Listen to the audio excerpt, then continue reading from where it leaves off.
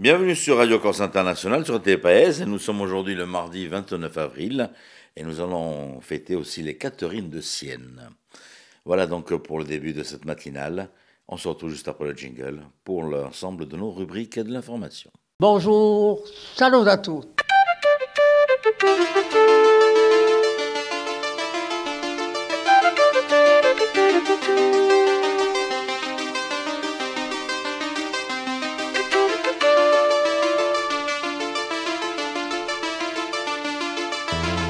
All'ascolto di Radio Corsica Internazionale, prima Radio Corse.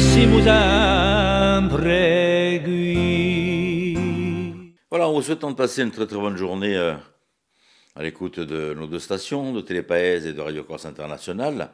Et même pour ceux qui n'écoutent pas nos stations, on leur souhaite quand même une très très bonne journée. Nous allons débuter avec la météo. J'espère que la météo soit assez bonne pour cette journée, pour cette fin de semaine. Donc nous allons retrouver Philippe Jam qui vient s'installer aussi avec le bulletin d'information de ce jour.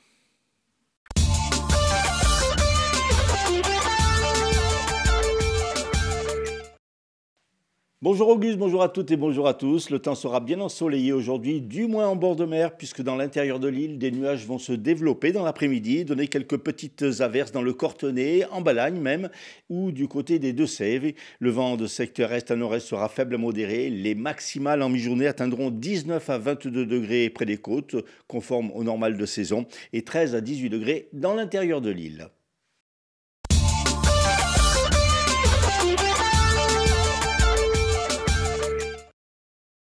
Macabre découverte pour les pompiers de Pont-Élèche hier, contactés par leur fils vivant sur le continent, qui n'avait plus de nouvelles de ses parents depuis le mois de décembre.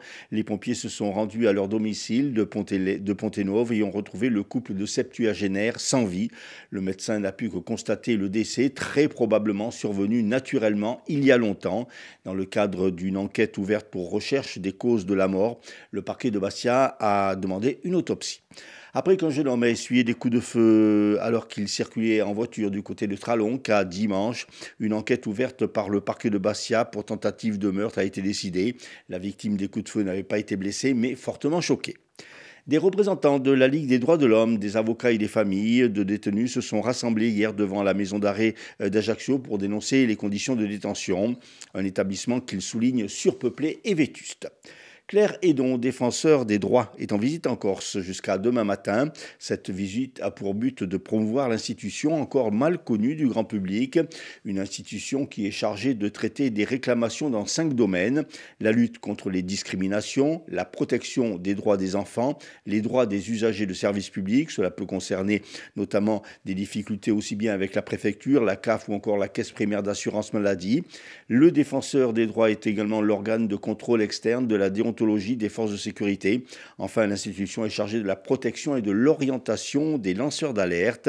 Sur place, Claire Hédon ira à la rencontre des élus, des autorités judiciaires et des différents acteurs de terrain. Elle visitera notamment le centre de détention de Casabiande. Tout comme leurs collègues du continent, des médecins libéraux de Corse ont entamé hier une grève illimitée pour protester contre le projet de loi Garot. Cette loi qui vise à encadrer l'installation des jeunes diplômés dans les déserts médicaux. Les médecins jugent cette mesure inutile et contre-productive. Des rassemblements sont prévus ce matin devant les hôpitaux d'Ajaccio et de Bastia. C'est aujourd'hui que François Rebsamen, le ministre de la décentralisation, recevra plusieurs élus corses dans le cadre des discussions sur l'avenir institutionnel de l'île. Un comité réduit d'ailleurs puisque, outre le président de l'exécutif et de l'Assemblée de Corse, les 2 préfets, la délégation ne comprendra qu'un seul élu par groupe de l'Assemblée de Corse.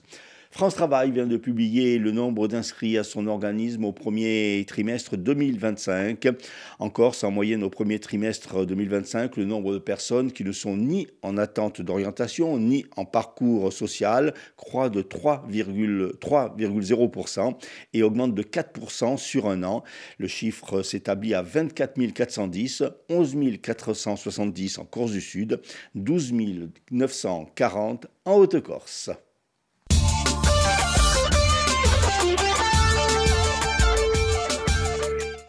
Merci Philippe. On va faire un petit tour sur les hippodromes de l'Hexagone avec Rémi pour vos pronostics du jour. Les pronostics hippiques de Rémi sur Radio Corse International. Bonjour à tous, ce mardi dans les bons coups du jour, nous serons sur l'hippodrome de Bordeaux pour le Quintet. Je vais y retenir le numéro 6 Nobleman qui ne devrait pas sortir des 3 premiers. Passons à la réunion de Vincennes où dans la seconde le 6 Maharaja Atou devrait l'emporter et on terminera par la 5e où le 8 l'Estancia Bella devrait lutter pour la victoire. Bon jeu à tous. Juste après les pronostics, comme d'habitude, nous retrouvons Paxi, notre charmante Paxi, pour l'horoscope de ce mardi.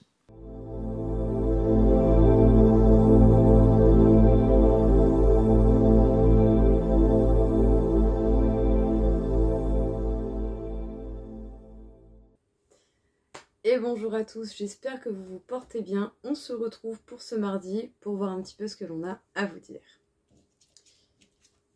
Les béliers, aujourd'hui la communication avec vos proches ou votre entourage proche sera compliquée. Prenez patience, choisissez bien vos mots.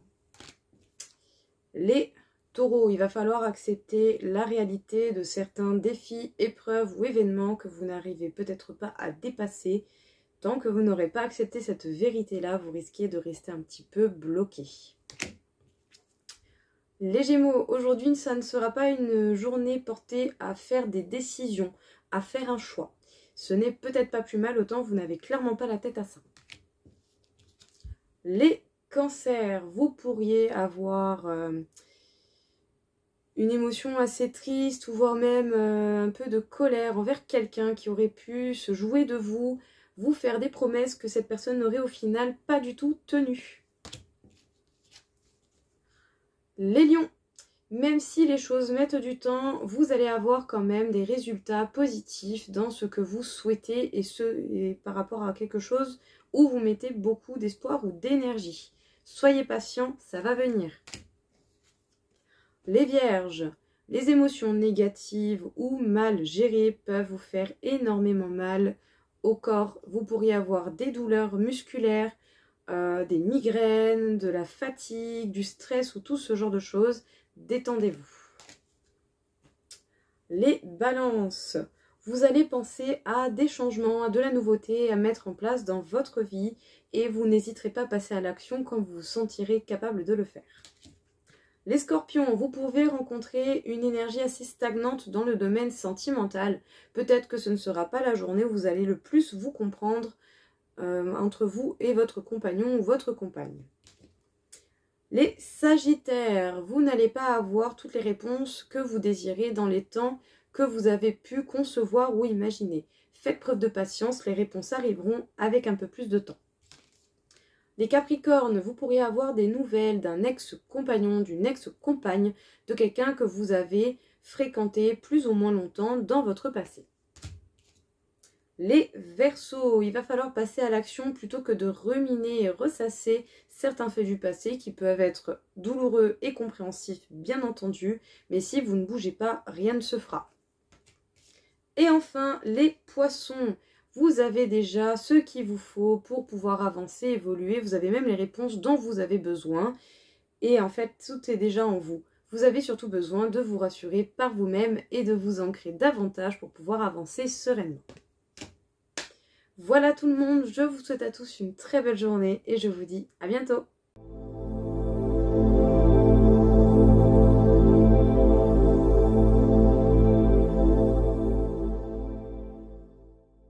Et puis le mardi, nous avons notre Socrate, notre philosophe, qui est au rendez-vous.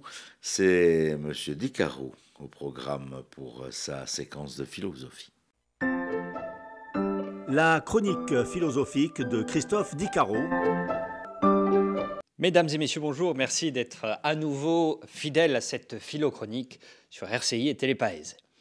Alors, pour commencer un petit peu notre réflexion, nous allons interroger aujourd'hui la notion du jugement, et notamment le jugement non pas que les autres portent sur nous, mais plus précisément le jugement que nous portons sur nous-mêmes. On a tendance souvent eh bien, à turbiner tout seul et à s'infliger des douleurs qui n'existent pas par ailleurs. C'est-à-dire que lorsque l'on parle de jugement, on va parler d'un jugement négatif à notre rencontre, eh bien, on a tendance à s'enferrer dans des fantasmes, dans des idées, dans des choses mauvaises, etc. etc. Autrement dit, ce sont des images ou des choses qui, a priori, n'existent pas, eh bien, qui sont bel et bien présentes en nous.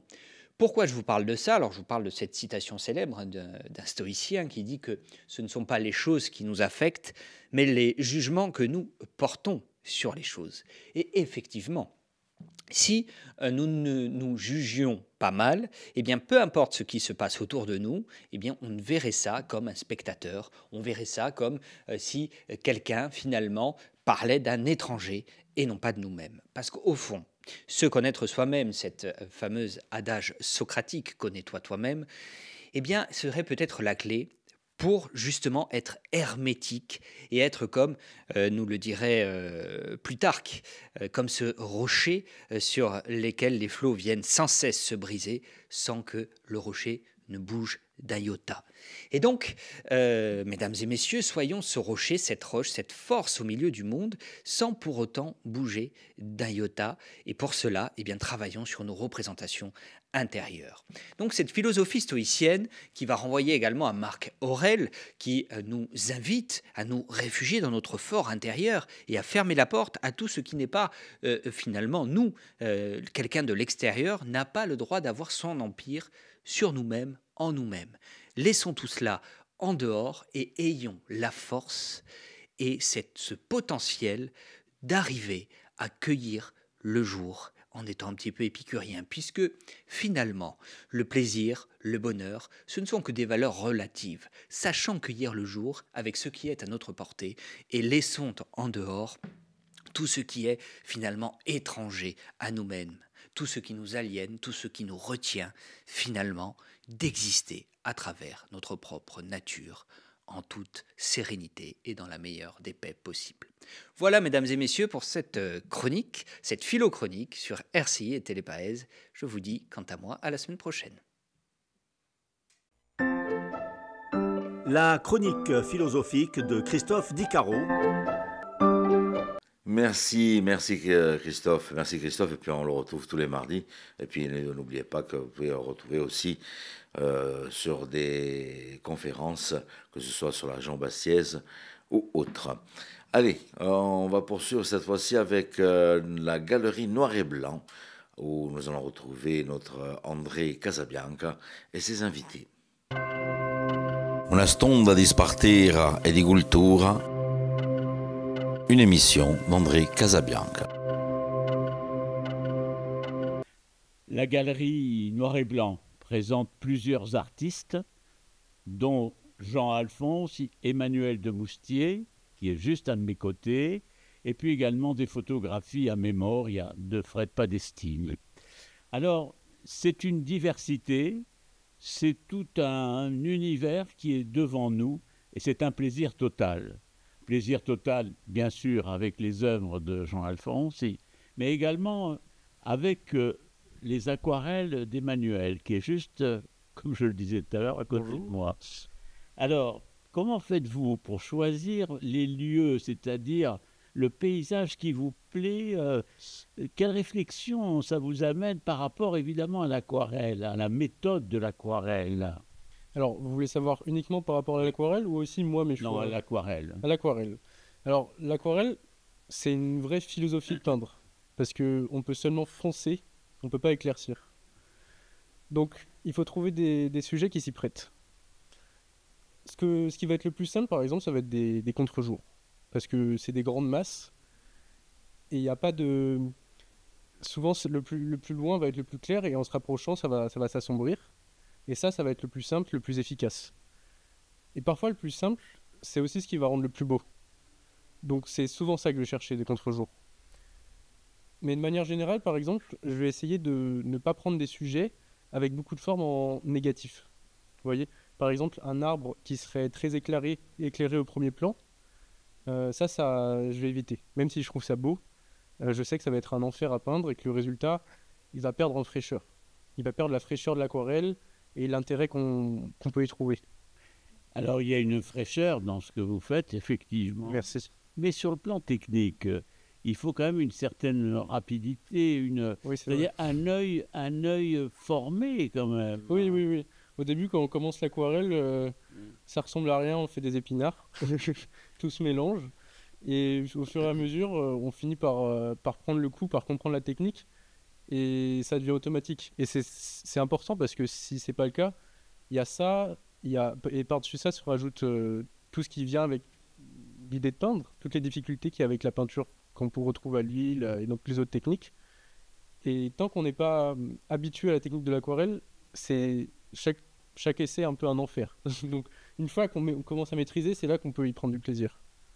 Est-ce qu'au préalable, ça veut dire que vous faites des photos ou alors vous attaquez tout de suite votre toile, on peut dire? Alors, une toile. Oui, souvent c'est sur du papier, c'est sur du papier, Oui. mais en fait ça va dépendre des cas. Ce que je préfère, et souvent ce qui rend le mieux, c'est quand je me balade, en Balagne par exemple, et sur les routes, je m'arrête sur un sujet qui me plaît, je sors mon chevalet et je le peins sur place, et le résultat est bon. Et là c'est génial, c'est magique. Mais il y a des fois où ça fonctionne pas comme ça, j'essaye, ça rate. Des fois je reviens, ça rate encore. Et là en général je prends une photo et je vais chez moi et je prends plus le temps de le retravailler, d'étudier plus le sujet. Et ça je le fais quand techniquement je suis pas à l'aise avec le sujet. Est-ce que par exemple il vous arrive de voir un paysage, bon vous n'avez pas le temps de le faire, est-ce que vous êtes capable de revenir, faire beaucoup de kilomètres pour vous remettre devant Alors, en général, je fonctionne par région. C'est pas un paysage, ça va être je vais dans une ville et je m'attarde sur cette ville, je la visite. Comprends. Et voilà. Si je fais ça, donc beaucoup de kilomètres, ça va être pour une région, un espace entier, pas juste un sujet.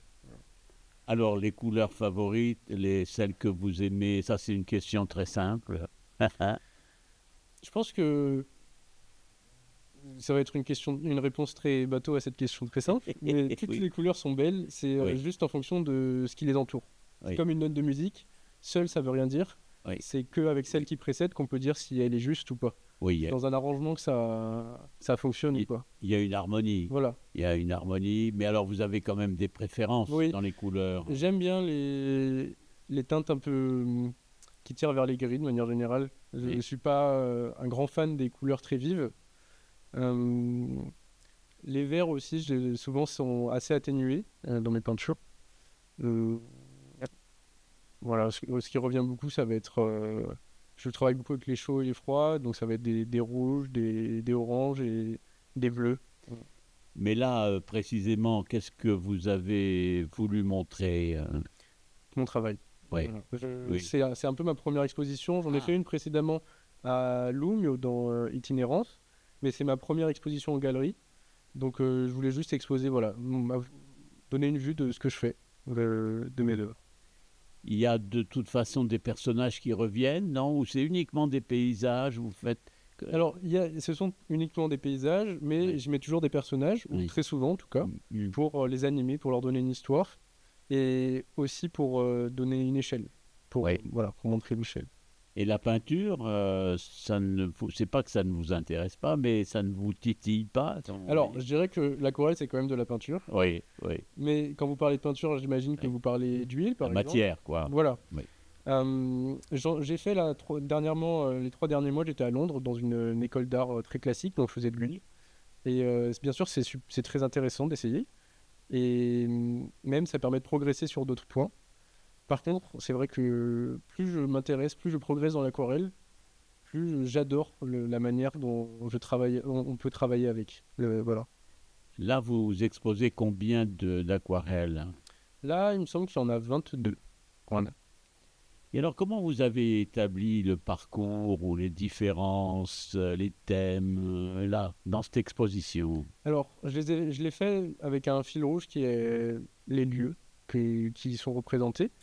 Donc, par exemple, à un endroit, on trouve Bologne, en Italie, à un autre, Île-Rousse, à un autre, des villages de Balagne.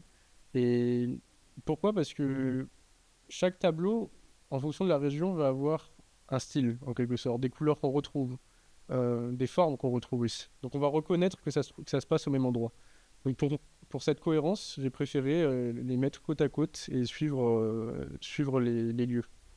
Et est-ce que vous reprenez un peu votre travail ou alors vous le laissez tel quel, il n'y a pas de retouche Vous voulez dire oui, des jours plus tard ou... Oui, voilà, vous reprenez un peu Alors c'est de l'aquarelle, donc non, sûrement pas, parce que j'essaie justement d'avoir la fraîcheur et j'essaie de travailler avec 2-3 couches maximum de peinture, le moins de coups de pinceau possible, et une fois que c'est sec, je ne touche plus. Peut-être je vais rajouter quelques petits détails, mais c'est tout.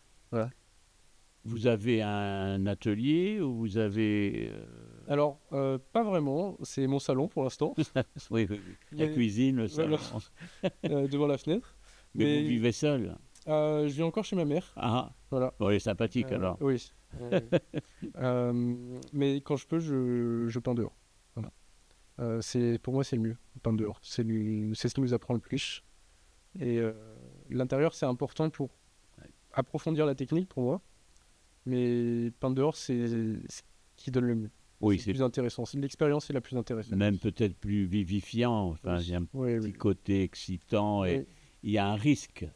Parce qu'il y a quand même toujours une prise de risque. Oui. Hein? Oui, bah, des fois, c'est pas possible. Là, par exemple, hier, je peignais dans la rue du dessus et les conditions ont fait que j'ai dû m'arrêter et aller autre part. Voilà. Mais ça arrive. Voilà. Je suis sûr que les propos que vient de tenir Emmanuel Moustier vous ont plu et je suis sûr que vous allez venir voir son exposition ainsi que celle de Jean-Alphonse.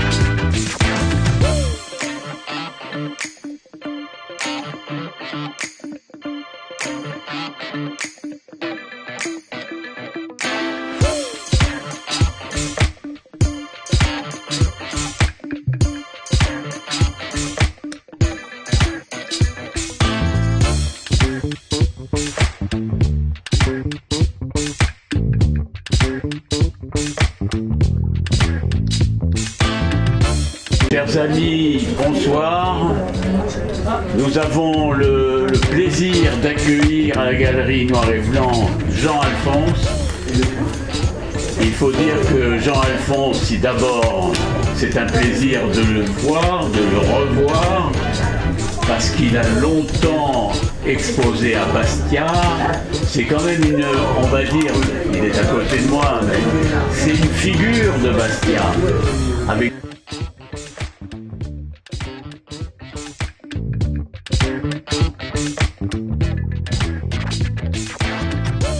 voilà. Alors à côté de moi, il démarre, hein, enfin, il a 22 ans. Il démarre la vie. Bon. Donc je vous présente Emmanuel de Moustier. Voilà, Emmanuel de Moustier qui est aquarelliste. Vous avez vu ces aquarelles en bas? Parce que bon voilà. Et alors c'est très délicat, c'est la balagne, il est très vif, il travaille sur le vif. Expliquez-nous un peu votre... Quand je peux, je travaille directement sur le vif. Après, si c'est trop compliqué, je vais retourner à la maison, travailler plus la technique. Mais ce que je préfère vraiment, c'est réussir la peinture directement sur place. Je trouve que c'est là où il y a le plus d'émotion, où la fraîcheur de l'aquarelle ressort le plus. Donc, et puis ça me plaît de peindre dans un village, de ressentir ce qui s'y passe. Souvent j'y vais, j'explore les lieux avant de les peindre, je m'imprègne de ce qui s'y passe, de l'émotion que je ressens, et j'essaye de la mettre après dans mon œuvre. C'est très réussi, et merci à tous, et merci à Jean-Alphonse, bien sûr. Merci. Merci beaucoup. À bientôt. À bientôt. Una stonda di spartera e di cultura, une émission d'André Casabianca. Voilà, petite balade à ne pas manquer dans la région bastiaise, du côté de la place du marché, où vous allez pouvoir retrouver donc la galerie Noir et Blanc. On se refait un petit point sur les titres de l'information de ce mardi avec Philippe Cham. Un couple de septuagénaires retrouvé sans vie à son domicile de Pont-Énauve. La mort remonterait à plusieurs jours et serait d'origine naturelle. Claire Hédon, défenseur des droits, est en visite encore jusqu'à demain. Cette visite a pour but de promouvoir l'institution encore mal connue du grand public. En grève contre la loi Garot, tout comme leurs collègues du continent, les médecins corses se rassembleront aujourd'hui devant les hôpitaux de Bastia et d'Ajaccio. C'est aujourd'hui que François Rebsamen, le ministre de la décentralisation, recevra plusieurs élus corses dans le cadre des discussions sur l'avenir institutionnel de l'île. Météo, du soleil en bord de mer, quelques averses dans l'intérieur de l'île. Merci Philippe. Allez, on se retrouve demain. Qu'est-ce que vous en dites pour clôturer ce mois d'avril? Tini de Vorte, passez une très bonne journée. Je vous embrasse et à demain. Bonjour, salut à tous.